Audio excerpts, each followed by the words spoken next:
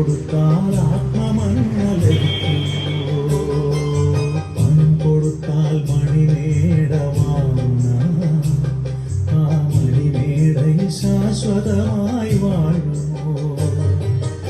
ആത്മമന്ന വേണമോ നിത്യഭവനം വേണമോ, ആത്മമന്ന വേണമോ നിത്യഭവനം വേണമോ, രക്ഷിതാവിനരികിൽ നീ വാവാ, യേശുവിനരികിൽ നീ വാവാ, രക്ഷിതാവിനരികിൽ നീ വാവാ, യേശുവിനരികിൽ നീ വാവാ. പണം കൊടുത്ത് പലതും നേടും മനുഷ്യ, നീ പണം കൊടുത്താൽ ഉലകിലെന്നും വാഴുമോ?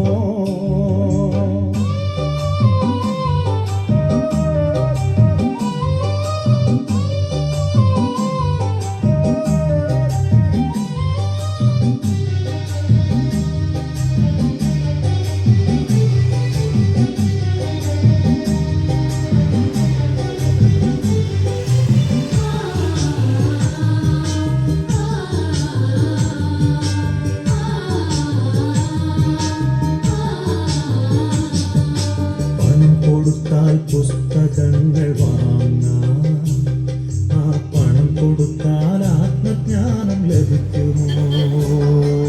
പണം കൊടുത്താൽ വൈദ്യന്മാരെ കാണാം, ആ പണം കൊടുത്താൽ നിത്യസൗഖ്യം ലഭിക്കുമോ?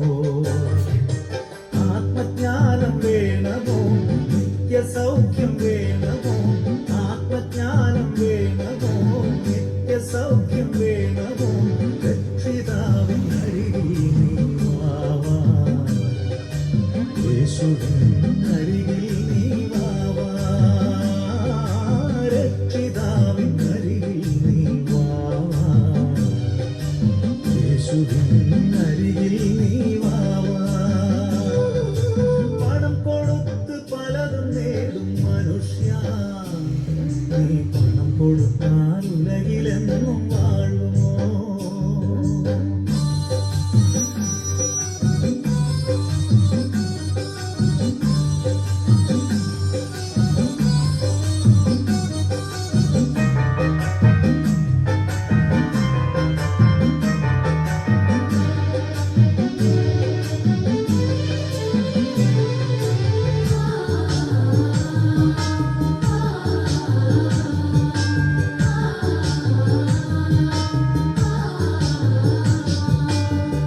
കൊടുത്താൽ കുടിവെള്ളം വാങ്ങാം, ആ പണം കൊടുത്താൽ ആത്മദാഹം തീരുമോ?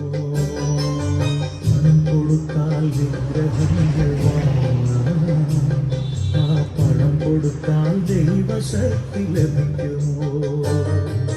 ജീവജലം വേണമോ ദൈവശക്തി വേണമോ, ജീവജലം വേണമോ ദൈവശക്തി വേണമോ, രക്ഷിതാവിനരികിൽ നീ വാവാ, യേശുവിനരികിൽ നീ വാവാ, രക്ഷിതാവിനരികിൽ നീ വാവാ, യേശുവിനരികിൽ നീ വാവാ. പണം കൊടുത്ത് പലതും നേടും മനുഷ്യ, നീ പണം കൊടുത്താൽ ഉലകിലെന്നും വാഴുമോ? ജീവിതമാകും പെരുവഴി, ജീവിതമാകും പെരുവഴി, പുതിയ പുലരി തേടിയോടും യാത്രക്കാര, ലോകസുഖം വ്യർത്ഥമല്ലോ, മായയല്ലോ സർവം മായയല്ലോ.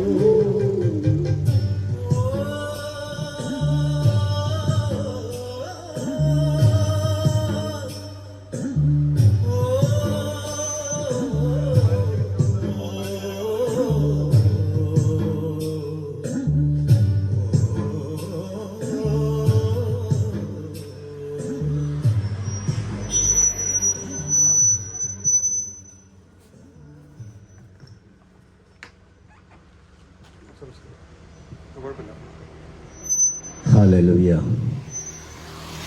ദൈവത്തിൻ്റെ അതിപരിശുദ്ധ നാമം ഇന്നേ ഉച്ച സമയത്തും വാഴ്ത്തപ്പെടുമാറാകട്ടെ. ചാനൽ 1 മിഷൻ അസംബ്ലിയുടെ പേരിലുള്ള മദ്യത്തിനും മയക്കുമരുന്നിനും എതിരായി ഉള്ള ഒരു സുവിശേഷ പ്രവർത്തന യാത ഇന്ന് പാൽക്കാലി കോത്തലപ്പടിക്കൽ കടന്നു വരുവാൻ ഞങ്ങളെ സഹായിച്ചു. കഴിഞ്ഞ സമയങ്ങളിലും പല സ്ഥലങ്ങളിലും ഞങ്ങൾ മറ്റുമില്ലാത്ത സുവിശേഷം അറിയിച്ച ശേഷം ഈ കോത്തലപ്പടി നിവാസികളോട് മാറ്റമില്ലാത്ത ദൈവത്തിൻ്റെ വചനം സംസാരിപ്പാൻ, ഈ ലോകത്തിൽ നമ്മൾ നോക്കുമ്പോൾ മദ്യത്തിനും മയക്കുമരുന്നിനും അടിമത്തത്തിലായ അനേക കുടുംബങ്ങൾ, വ്യക്തികൾ, പഠിക്കുന്ന കുട്ടികൾ അനേകർ ഈ ലോകത്തിൽ നഷ്ടപ്പെട്ടുകൊണ്ടിരിക്കുമ്പോൾ അതിനെതിരായി പല കാര്യങ്ങളും നടക്കുന്നുണ്ടെങ്കിലും കർത്താവായ യേശു ക്രിസ്തു പറഞ്ഞൊരു കാര്യം, മദ്യപാനി സ്വർഗരാജ്യം അവകാശം എടുക്കുകയില്ല എന്നുള്ള വനപ്രകാരം കർത്താവിൽ ആശ്രയിക്കുന്ന ഒരു ദൈവത്തിൽ മാത്രമേ ഈ ലോകത്തിൻ്റെ മദ്യത്തിനും മയക്കുമരുന്ന് അടിമത്തിനും വിടിവയ്ക്കപ്പെടുവാൻ കഴിയുള്ളൂ എന്നുള്ള മാറ്റമില്ലാത്ത സുവിശേഷം അറിയിപ്പാൻ ഒരുമിച്ച് ഞങ്ങൾ ഇന്ന് പൽക്കാലം ഈ കോത്തൽ നിവാസികളോട് യേശു ക്രിസ്തുവിനെ കുറിച്ചുള്ള മാറ്റമില്ലാത്ത സുവിശേഷം അറിയിക്കുമ്പോൾ ഇന്ന് പൽക്കാലം ഇവിടെ ആയിരിക്കുന്ന ഞങ്ങളുടെ ഈ മൈക്കിൻ്റെ പരിധിയിൽ കേൾക്കുന്ന എല്ലാ സഹോദരന്മാരെ ഇന്ന് പൽക്കാലം നിങ്ങളോട് ഞങ്ങൾ മാറ്റമില്ലാത്തവൻ സംസാരിക്കുമ്പോൾ ഇന്ന് പൽക്കാലം കോത്തലപ്പള്ളി ജംഗ്ഷനിലായിരിക്കുന്ന ജനങ്ങൾ കർത്താവ് പറഞ്ഞൊരു കാര്യമുണ്ട്, കാലം സമീപിച്ചിരിക്കുന്ന മാനസാന്തരപ്പെട്ട സുവിശേഷത്തിൽ വിശ്വസിപ്പീൻ എന്നുള്ള മാറ്റമില്ലാത്ത വചനപ്രകാരം. എന്താണ് സുവിശേഷം? ദാവീദിന്റെ സന്തതിയായി മരിച്ചടക്കപ്പെട്ട് ഉയർത്തിയ യേശുക്രിസ്തുവിനെ വിശ്വസിപ്പിൻ എന്നുള്ള മാറ്റമില്ലാത്ത വചനപ്രകാരം.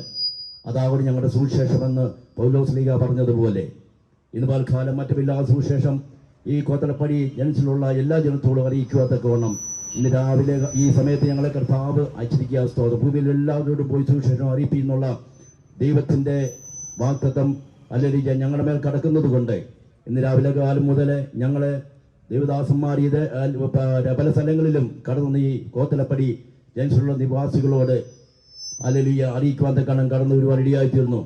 ഇന്ന് പൽക്കാലം മറ്റൊരുത്തരും രക്ഷയില്ല.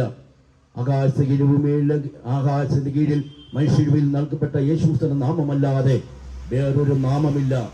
ഈ നാമത്തിൽ വിശ്വസിക്കുന്ന നൈശുപോകാതെ തൻ്റെ പുത്രനായ യേശു വിശ്വസിക്കുന്ന നൈശുപോകാതെ നിത്യജീവൻ പ്രാപിക്കേണ്ടതിന് ദൈവം അവനെ നൽകുവാൻ തക്കണ ലോകത്തെ സ്നേഹിച്ചു. മദ്യത്തിലും മയക്കലും അടിമയിലായി നശിച്ചുകൊണ്ടിരിക്കുന്ന ഓരോ ജനത്തെയും ഈ നാശത്തിന്റെ കുഴിയിൽ നിന്ന് വിടുവിച്ച് നിത്യരാജ്യത്തിന്റെ അവകാശിലാക്കത്തക്കോണം സുവിശേഷത്തിന് കഴിയുമെന്നുള്ള മാറ്റമില്ലാത്ത വനപ്രകാരം ഇന്ന് പലകാലം ഞങ്ങൾ ഈ കോത്തലപ്പടിയുള്ള ജനങ്ങളോട് ഞങ്ങൾ മാറ്റമില്ലാത്ത യേശുവിനെ കുറിച്ച് സംസാരിക്കുമ്പോൾ കർത്താവിന്റെ ദാസൻ ഇപ്പോൾ മാറ്റമില്ലാത്ത സുവിശേഷത്തെ കുറിച്ച് സംസാരിക്കുമ്പോൾ അല്ലെങ്കിൽ കേൾക്കുന്ന ആ ജനമേ, നമ്മൾ ആരെങ്കിൽ ഇന്ന് പൽക്കാലം ഇവിടെ ആയിരിക്കുന്ന ജനങ്ങളും ഞാനൊരു മദ്യപാനിയാണ്, എനിക്ക് അതിന് മോചനം കിട്ടണമെന്ന് ആർക്കെങ്കിലും താല്പര്യമുണ്ടെങ്കിൽ നിങ്ങൾക്ക് വേണ്ടി ഞങ്ങൾ പ്രാർത്ഥിക്കുന്നതായിരിക്കും. അവസാനം കർത്താവിദാസ് സംസാരിച്ച ശേഷം കർത്താവിദാസം പ്രാർത്ഥിക്കുന്ന പൽക്കാലം ഒരു വാക്ക് ഞങ്ങളെ കോത്തലപ്പടി ജനത്തിന് വേണ്ടി ഞങ്ങൾ പ്രാർത്ഥിക്കുകയാണ്.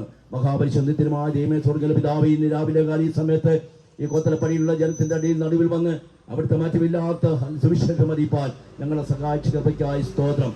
ഇന്ന് പൽക്കാലം ഞങ്ങളെ കേൾക്കുന്ന മൈക്കിന്റെ പരിധി കേൾക്കുന്ന എല്ലാ ജനത്തെയും, ഇവിടെ ആയിരിക്കുന്ന ബിസിനസ് എല്ലാ കടക്കാരി, ഈ ദേശ വാഹനം ഓടിക്കുന്ന എല്ലാവരെയും ഞങ്ങൾ അനുഗ്രഹിച്ച് പ്രാർത്ഥിക്കുന്ന കർത്താവേ, ഇന്ന് പൽക്കാലം അതിന് സംസാരിപ്പൻ ദാസനെ അധികാരപ്പെടുത്തണമെന്നോർത്തുകൂടി ഞങ്ങൾ പ്രാർത്ഥിക്കുന്നു.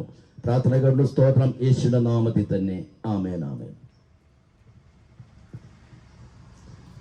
വളരെ ചൂട് നിറഞ്ഞ ഈ മധ്യാഹ്ന സമയം കോത്തലപ്പടിയുടെ ദേശത്ത് ഈ ശബ്ദസീമയിൽ ഞങ്ങളെ ശ്രവിക്കുന്ന എല്ലാ നല്ലവരായ ദേശവാസികൾക്കും ഞങ്ങളുടെ ഹൃദയത്തിന്റെ ഭാഷയിലുള്ള സ്നേഹത്തെയും വന്ദനത്തെയും ഓർപ്പിക്കുന്നു.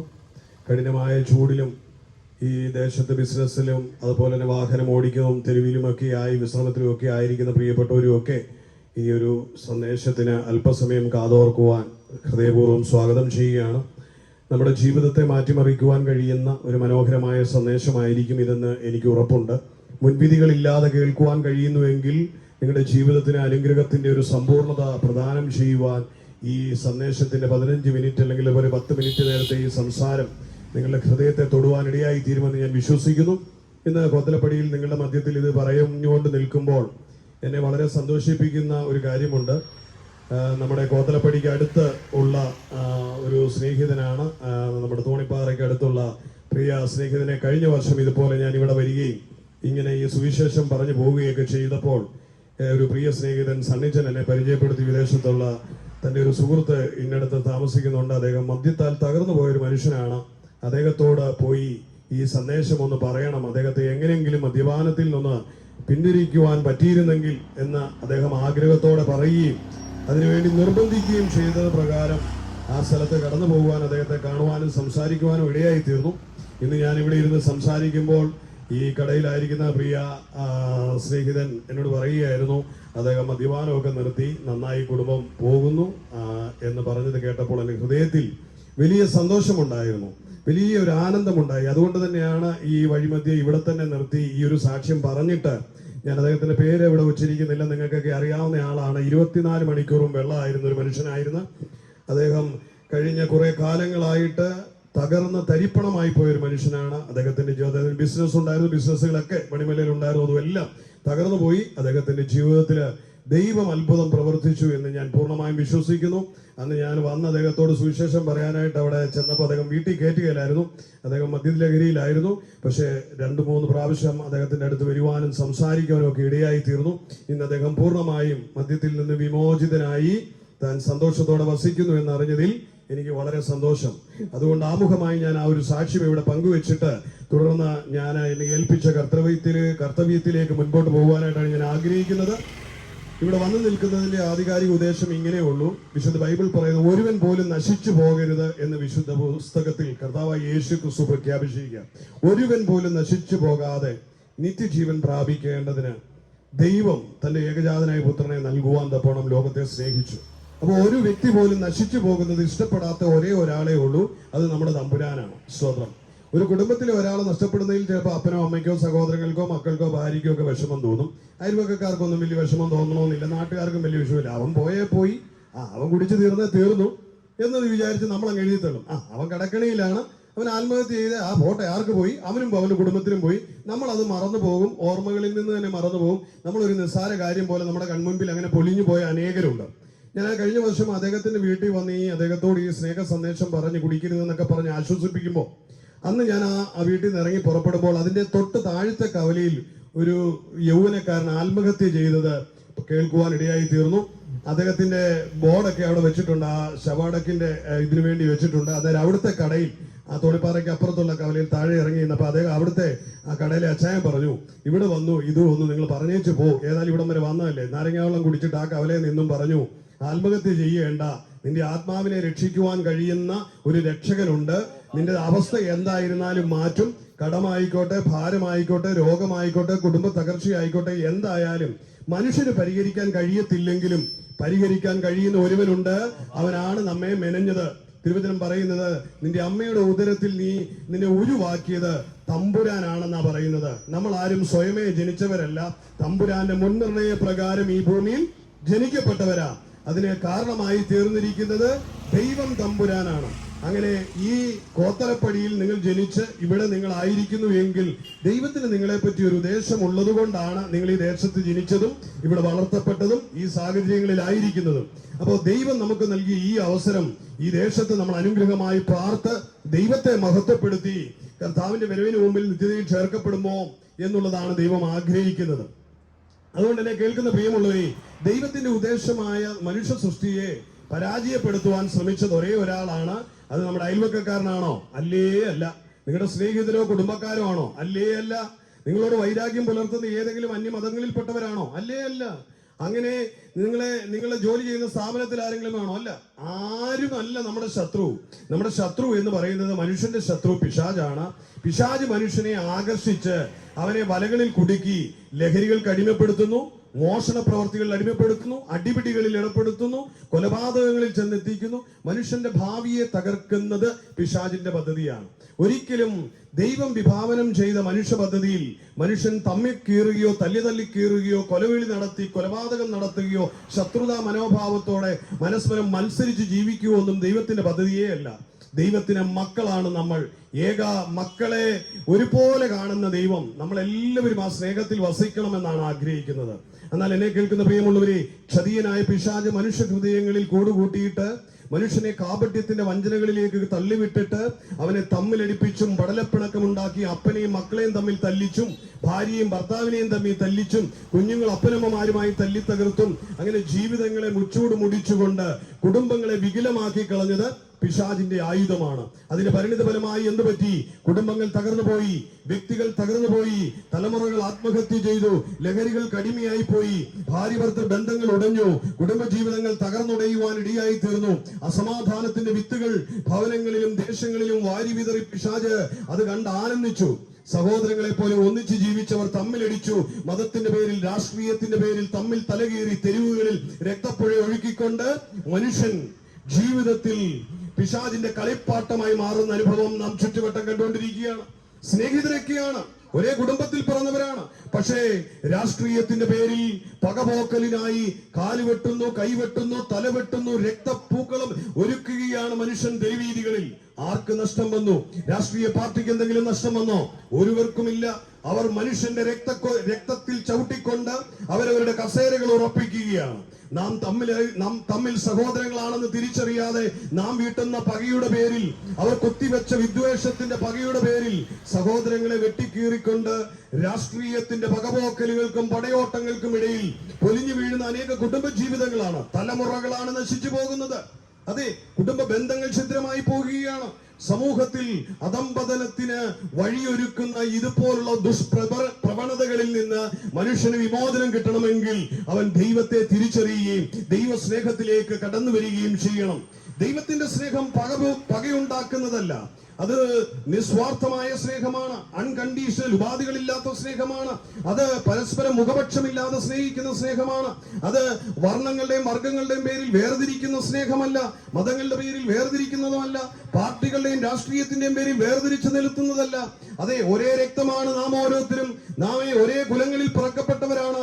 സമൂഹമാണ് നമ്മളെ കാറ്റഗറികൾ തിരിച്ച് വിഭിന്ന കുലങ്ങളാക്കി മാറ്റി, വിഭിന്ന മതങ്ങളാക്കി മാറ്റി, ആശയങ്ങളുടെ പേരിൽ തമ്മിൽ കയറുന്നവരാക്കിയത്. എന്നാൽ ഇന്ന് ആധികാരികതയോടെ ഞാനത് ഓർപ്പിക്കട്ടെ, നമ്മൾ പകപോക്കുവാനോ തമ്മിൽ തല്ലക്കീറി നമ്മുടെ ജീവിതം നശിപ്പിക്കുവാനോ ഉള്ളതല്ല. രാഷ്ട്രീയ പാർട്ടികളുടെ മുതലെടുപ്പുകളിൽ നമ്മുടെ ജീവിതം കുത്തൊഴുക്കായി പോകരുത്, നമ്മുടെ ജീവിതം തകർന്നുടഞ്ഞു പോകരുത്. അവർ കസേരകൾ ഉറപ്പിക്കുമ്പോൾ നമ്മുടെ ജീവിതവും കുടുംബവും തകർന്നു പോവുകയാണെന്ന് നാം മറന്നു പോകരുത്. എന്നെ കേൾക്കുന്ന പ്രിയമുള്ളവരെ, അതുപോലെ തന്നെ മദ്യം എന്ന് പറയുന്ന വിപത്ത് നമ്മുടെ ജീവിതത്തെ തകർത്തുടയ്ക്കുന്ന ഒരു വിഷപ്പാമ്പാണ്. മദ്യം ഒരു സ്വല്പം ആശ്വാസത്തിനായി നുകരുന്നുവെങ്കിലും പിന്നീട് മദ്യത്തിന്റെ കെടുതികൾ ചെന്ന് വീഴുന്നത് കുടുംബ തകർച്ചയിലേക്കും സ്വന്തം ആരോഗ്യം നശിച്ചുകൊണ്ടും ശരീരത്തിന്റെ അവയവങ്ങൾ ദ്രവിച്ചുകൊണ്ടും ലിവർ നശിച്ചുകൊണ്ടും എത്രയോ സഹോദരങ്ങൾ മരണമടഞ്ഞു കഴിഞ്ഞു, എത്രയോ പേർ രോഗികളായി തീർന്നു.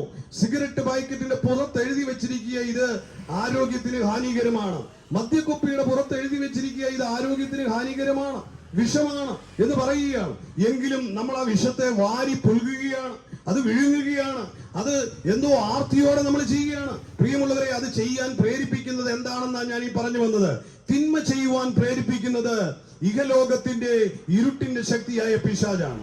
മനുഷ്യനെ നശിപ്പിക്കുവാൻ വേണ്ടി കരുതിക്കൂട്ടി ചതിക്കണി ഒരുക്കി വെച്ചിരിക്കുന്ന പിശാചിന്റെ ആ പദ്ധതിയാണ് മനുഷ്യനെ ലഹരികളിലേക്കും രാഷ്ട്രീയത്തിലേക്കും മതവർണ്ണങ്ങളുടെ പേരിൽ തമ്മിൽ തല്ലിയും കുടുംബങ്ങളെ ഛിദ്രമാക്കിയും മനുഷ്യ ജീവിതങ്ങളെ ഉടച്ചു കളയുന്നത്. വിശുദ്ധ ബൈബിൾ പറയുന്നു, യോഹന്നാന്റെ സുവിശേഷത്തിൽ ഇങ്ങനെ പറയുന്നത്, കള്ളൻ അറുക്കുവാനും മുടിക്കുവാനും മോഷ്ടിക്കുവാനുമായി നിങ്ങളുടെ ജീവിതത്തിലേക്ക് കടന്നു വരുന്നു, ഞാനോ നിങ്ങൾക്ക് ജീവനും സമൃദ്ധിയായ ജീവനും ഉണ്ടാക്കേണ്ടതിന് കടന്നു വന്നു എന്ന് പറയുന്നു. എന്നെ കേൾക്കുന്ന പ്രിയമുള്ളവരെ, കർത്താവായ യേശു ക്രിസ്തു പറയുക, ഞാൻ നിങ്ങൾക്ക് ജീവനെ നൽകുവാൻ വന്നതാണ്. നിങ്ങളുടെ ജീവിതത്തെ അറുത്തു മുടിച്ച പിശാചിന്റെ കരാള ഹസ്തങ്ങളിൽ നിന്ന് നിങ്ങളെ വിടുവിച്ച് നിത്യജീവനിലേക്ക് നിങ്ങളെ കൈപിടിച്ചുയർത്തുവാൻ. അതെ, ഞാൻ അതിന് പകരമായി നൽകിയത് എന്താണെന്ന് അറിയാമോ? ഞാനും നിങ്ങളും ചെയ്ത പാപത്തിന്റെ പരിണിത ഫലമായ മരണത്തെ കാൽവരിയിൽ ഏറ്റെടുക്കുകയായിരുന്നു. എന്നെ കേൾക്കുന്ന പ്രിയമുള്ളവരെ, നമ്മുടെ പാപത്തിന്റെ കുറ്റത്തെ ഏറ്റെടുത്തുകൊണ്ട് കാൽവരിയിൽ പരമയാഗമായി തീർന്ന പരിശുദ്ധനും നീതിമാനും നിഷ്കളങ്കനുമായ സത്യദൈവമായ കർത്താവായ യേശു ക്രിസ്തു, അവൻ മരണത്തെ പുലുകിക്കൊണ്ട് മാനവരാശിക്ക് ജീവനെ പ്രദാനം ചെയ്തു. എന്നെ കേൾക്കുന്ന പ്രിയമുള്ളവരെ, പാപം ചെയ്യുന്ന ദേഹി മരിക്കണമെന്നുള്ളത് അത് നീതിയായിരിക്കുമ്പോൾ ആ നീതിയെ കാൽവരിയിൽ അവൻ നിർവഹിച്ചു. പാപത്തിന്റെ പരിണിത ഫലമായ മരണത്തെ സ്വന്തം ശിരസിൽ ഏറ്റെടുത്തു. ഞാനും നിങ്ങളും അനുഭവിക്കേണ്ട പാപത്തിന്റെ കുറ്റത്തെ ഏറ്റെടുത്തുകൊണ്ട് കർത്താവായ യേശു ഇങ്ങനെ പറഞ്ഞു, ഇനിയും നിങ്ങൾ പാപത്തിന്റെ പരിണിത ഫലമായ ആ മരണത്തിന് വിമോചനം ഞാൻ കൽപ്പിക്കുന്നു. മരണത്തിന്റെ അധിപതിയായിരുന്ന ആ പിശാചിനെ കാൽവരിയിൽ തകർത്തുകൊണ്ട്, അവന്റെ ആയുധവർഗം വെപ്പിച്ചുകൊണ്ട്, തലയെ തകർത്തുകൊണ്ട് തന്റെ മക്കൾക്ക് ജയോത്സവത്തെ നൽകിയ നല്ല ദൈവം, ഇന്ന് ആ സൃഷ്ടാവായ രക്ഷകനായ കർത്താവായ യേശു ഇന്ന് നമ്മെ നോക്കി അരുമിയോടെ വിളിക്കുക, കടന്നുവാ. അതെ, മരണം പേറുന്ന ദുരന്തമായ പാപത്തിൽ നിന്ന് വിമോചനത്തിനായി എന്റെ പുണ്യാഹരക്തം കൊണ്ട് ഞാൻ നിന്റെ കുറ്റത്തെ കഴുകാം, നിന്റെ കുറവുകളെ നീക്കാം, നിന്റെ പാപത്തെ ഞാൻ പോക്കാം. അതെ, ഇന്ന് പകൽ പാപത്തിന്റെ പ്രായശ്ചിത്തത്തിന് വേണ്ടി ലോകം മുഴുവൻ മനുഷ്യൻ ഓടി നടക്കുക.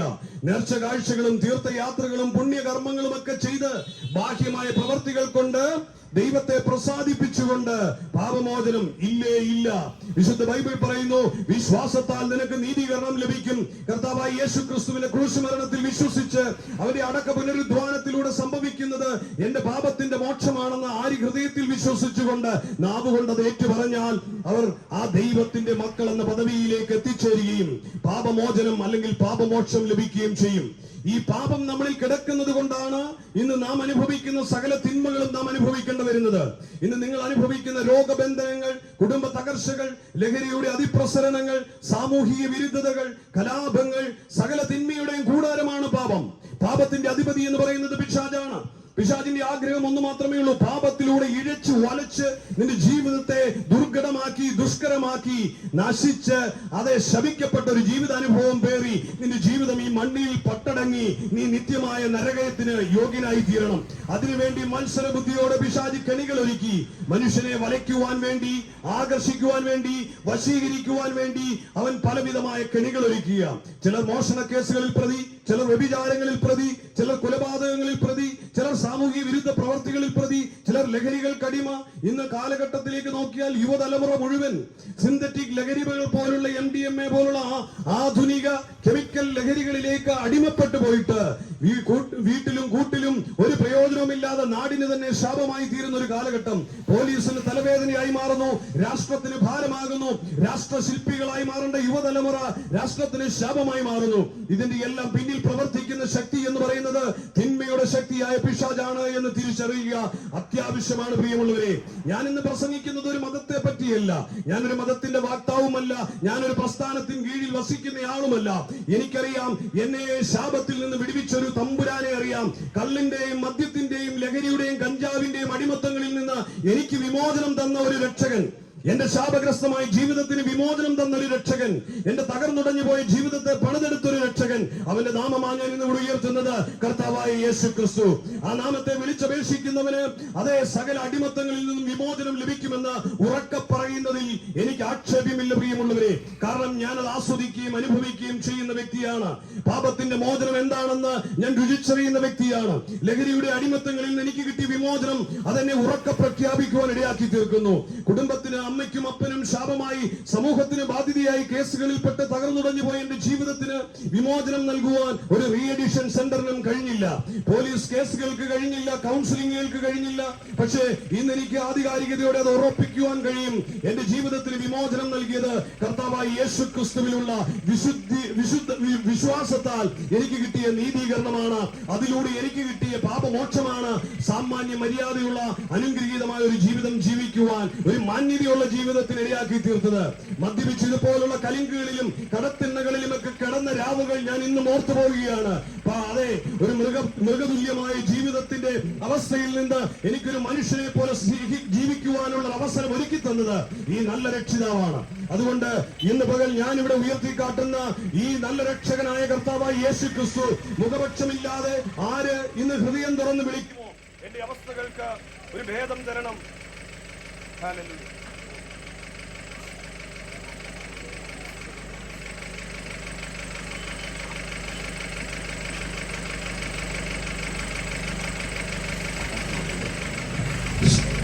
അങ്ങനെ ആര് ഹൃദയം കൊണ്ട് ആഗ്രഹിച്ച് വിശ്വസിക്കുന്നു അവർക്കൊരു വിമോചനം നിശ്ചയമായും ലഭിക്കും.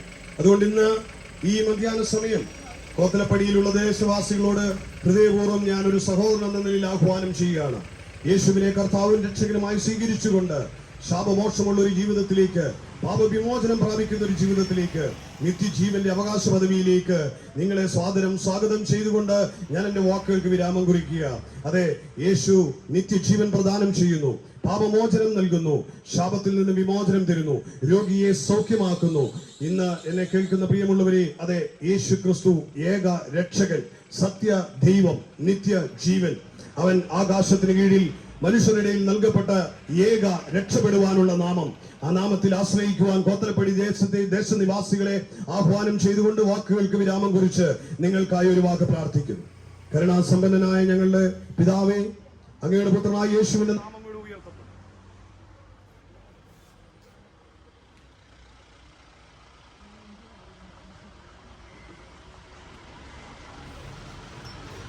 യേശുവിന്റെ നാമത്തിൽ ഞങ്ങൾ ഈ ദേശത്തെ അനുഗ്രഹിക്കുന്നു. കടകൾ, ബിസിനസ്സുകാരെ അനുഗ്രഹിക്കുന്നു.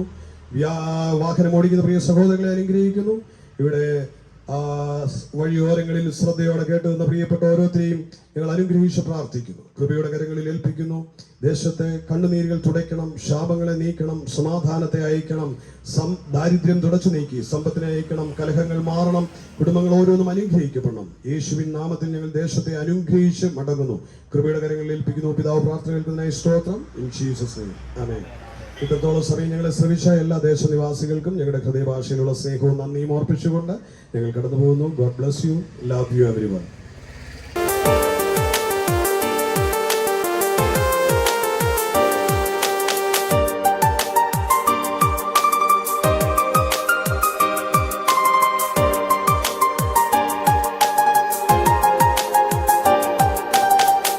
ചങ്കു പിടഞ്ഞതും കൈപ്പു കുടിച്ചതും കാൽവരിയാകവും എൻ പേർക്കായി. ചങ്കു പിടഞ്ഞതും കൈപ്പു കുടിച്ചതും കാൽവരിയാകവും എൻ പേർക്കായി.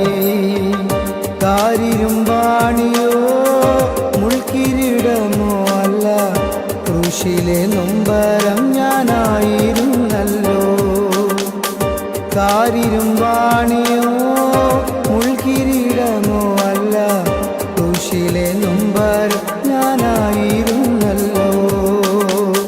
ചങ്കു പിടഞ്ഞതും കൈപ്പു കുടിച്ചതും കാൽവരിയാകവും എൻ പേർക്കായി. ചങ്കു പിടഞ്ഞതും കൈപ്പു കുടിച്ചതും കാൽവരിയാകവും എൻ പേർക്കായി.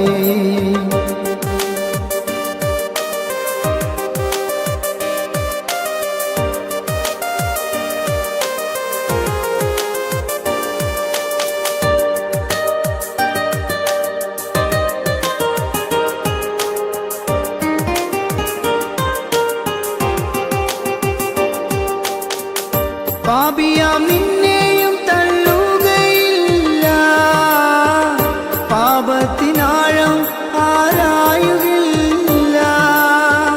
പാപിയാം നിന്നെയും തള്ളുകയില്ല, പാപത്തിനാഴം ആരായുകയില്ല.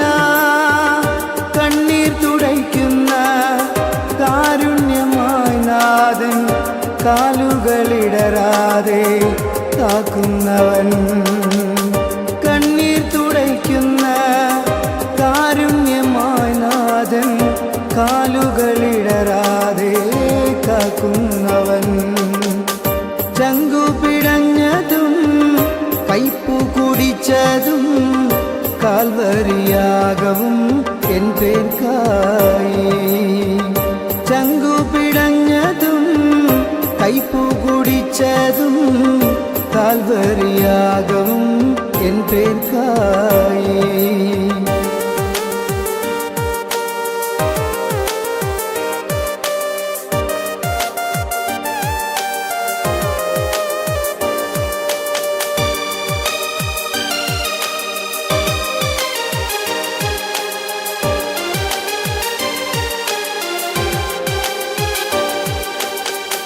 ഘോരമാം പീഡനത്താൽ തന്നുടൽ തകർന്നപ്പോ ക്രൂശിലായി കണ്ടത് എൻ മുഖമാണല്ലോ.